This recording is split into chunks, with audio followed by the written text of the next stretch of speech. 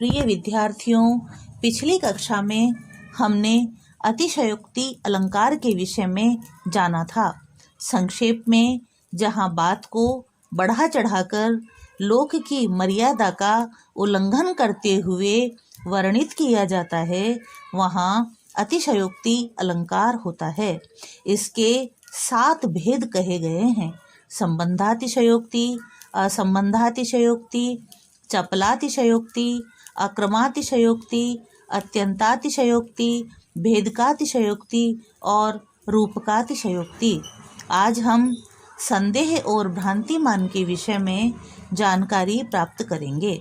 भ्रांतिमान अलंकार: जब सादृश्य के कारण उपमेय को उपमान समझ लिया जाता है, अर्थात जब समानता उपमेय और उपमान में इतनी अधिक होती है कि व्यक्ति को उपमेय में भ्रांति हो जाती है और वह उपमेय को उपमान समझ लेता है। उसकी यह भ्रांति अर्थात गफलत अंत तक बनी रहती है, अर्थात उसे निश्चय तो रहता है लेकिन भ्रांत निश्चय अर्थात गलत निश्चय बना रहता है। उदाहरण के लिए सांप को रस्सी समझ लेना और रस्सी समझकर आगे की गतिविधि प्रारंभ कर देना, जैसे रस्सी को उठा लेना, छू लेना आदि। अब उदाहरण देखिए। ओस बिंदु चुग रही हंसिनी, मोती उनको जान। यहाँ हंसिनी ओस बिंदुओं को मोती समझ बैठी और वह उन्हें चुगने लग गई।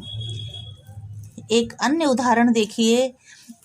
पाई महावर देन को नाइन बैठी आए, फिर जानी महावरी एड़ी मीढ़त आए। यहाँ पर नायिका की एड़ी इतनी लालिमा लिए हुए है कि नाइन एड़ी को ही महावरी अर्थात महावर लगाने की रुई समझकर उसे निचोड़ने लगी।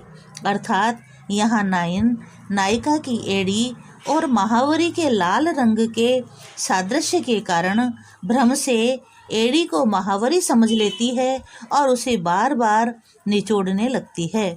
यहाँ नायिका को भ्रम हुआ है और यह भ्रम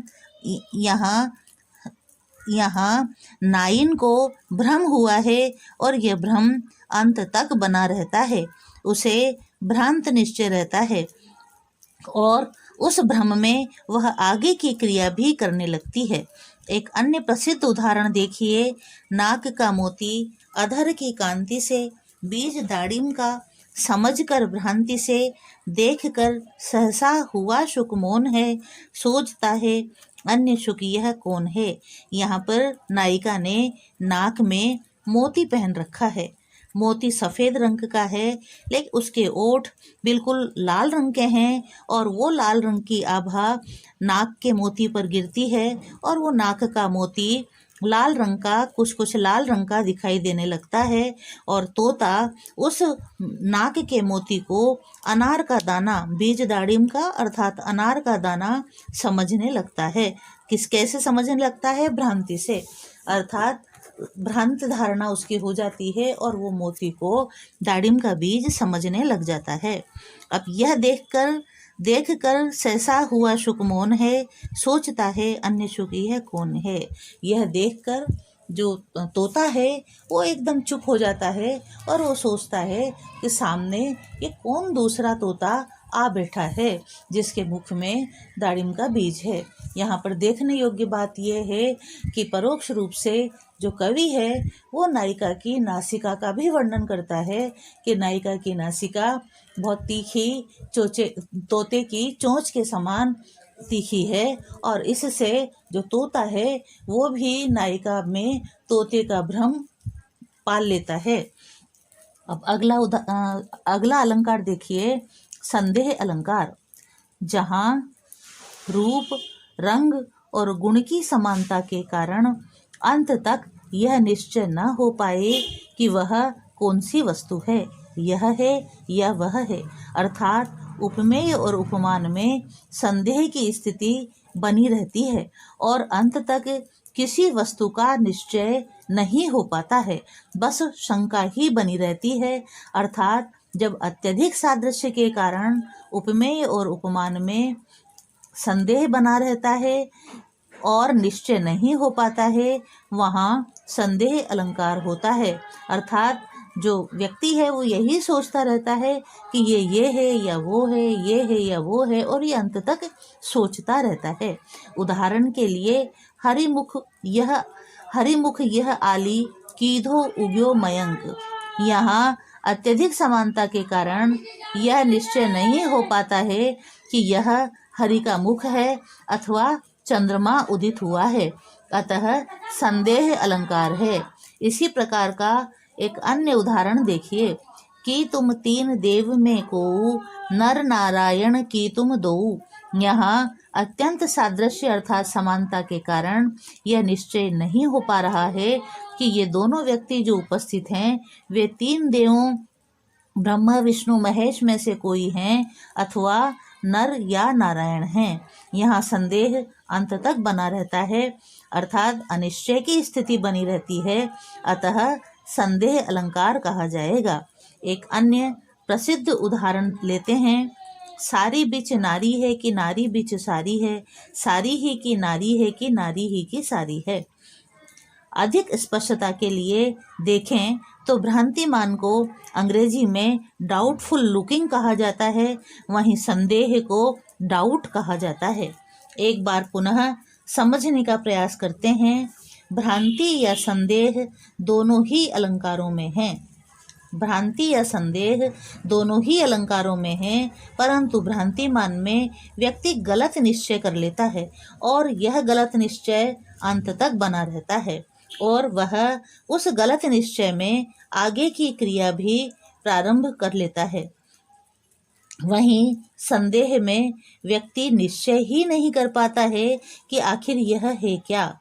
अतः एक ही वस्तु में उपमेय और उपमान का संदेह बना रहता है और यह अनिश्चय की स्थिति अंत तक बनी रहती है। भ्रांतिमान में निश्चय है किंतु गलत अंत तक है, वहीं संदेह में अनिश्चय है और यह भी अंत तक है। दोनों ही स्थितियों का कारण अत्यधिक सादृश्य समानता अर्थात सारूप्य है। मुझे उम्मीद है कि आपको ये दोनों अलंकार समझ में आए होंगे। संदेह अलंकार में कि, किधों, केधों अथवा जैसे शब्दों का प्रयोग होता है। अब हम अगले अलंकार की ओर बढ़ते हैं। अगला अलंकार है दृष्टांत अलंकार।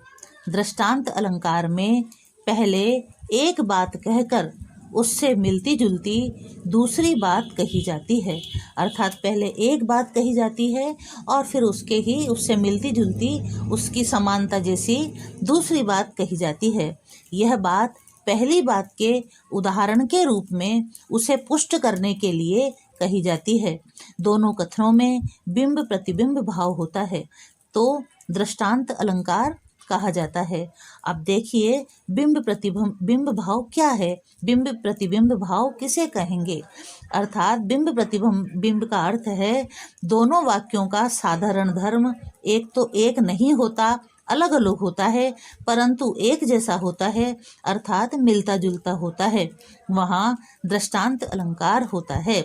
अब आप समझे होंगे कि जब एक वाक्य कहा जाता है, एक बात कही जाती है और उससे मिलती जुलती उसके उदाहरण स्वरूप दूसरी बात कही जाती है और दोनों बातों का जो साधारण धर्म है वो एक जैसा होता है, एक नहीं होता है लेकिन एक जैसा होता है। तो दृष्टांत अलंकार में पुनः समझते हैं। दृष्टांत अलंकार में दो वाक्य होते हैं, एक उपमेय वाक्य और दूसरा उपमान वाक्य, परंतु दोनों में बिंब प्रतिबिंब भाव होता है, अर्थात साधारण धर्म अलग अलग शब्दों में परंतु एक जैसा होता है। इसको जानने के लिए ये समझ लेना चाहिए कि इसमें दोनों कथन या तो सामान्य होते हैं या फिर दोनों कथन विशेष होते हैं, अर्थात दोनों कथन एक जैसे होते हैं। उदाहरण के लिए सठ सुधरई सतसंगति पाई पारस परस कुधात सुखाई। उपर्युक्त उदाहरण से ज्ञात होता है कि यहाँ पर एक वाक्य कहा गया है और उसके उदाहरण स्वरूप दूसरी बात कही गई है। दोनों वाक्यों का साधारण धर्म अलग अलग शब्दों में कहा गया है, जैसे सुधरई और फिर दूसरे वाक्य में सुहाई। यहाँ दोनों के भावार्थ में समानता है और दोनों वाक्य सामान्य कथन के अंतर्गत आते हैं, अतः दृष्टांत अलंकार कहलाता है। एक अन्य उदाहरण और लेते हैं। धनी गेह में श्री जाती है, कभी न जाती निर्धन घर में। सागर में गंगा गिरती है, कभी न गिरती सूखे सर में। यहाँ पर दोनों वाक्यों के साधारण धर्मों में बिंब प्रतिबिंब भाव है। जैसे जाती है, गिरती है, इसी प्रकार न जाती न गिरती में एक बात कहकर उससे मिलती जुलती दूसरी बात है।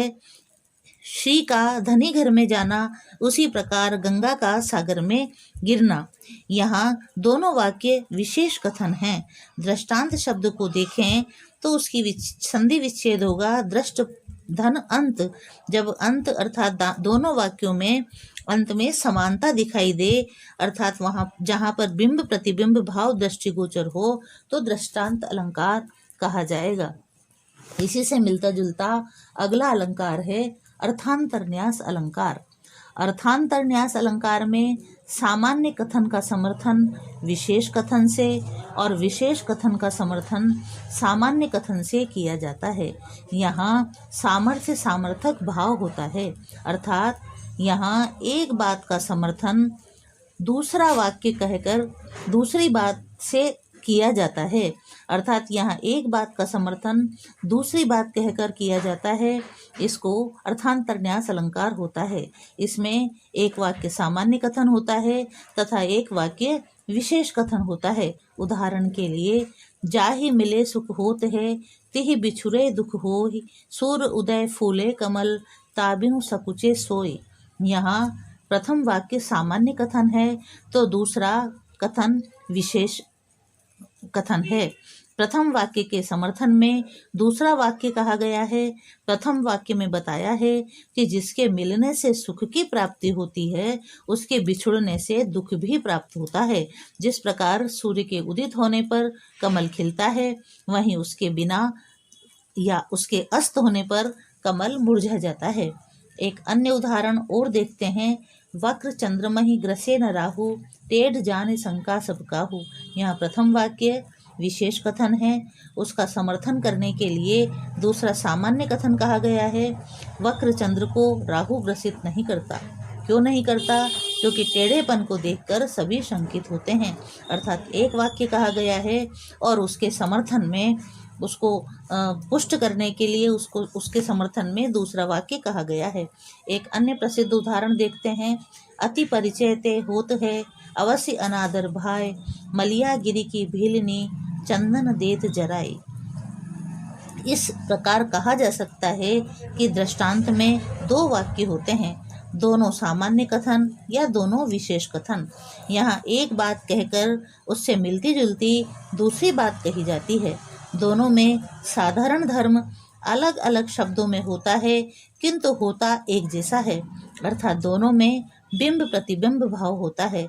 वहीं अर्थांतरन्यास में सामान्य का समर्थन विशेष कथन के द्वारा और विशेष कथन का समर्थन सामान्य कथन के द्वारा किया जाता है।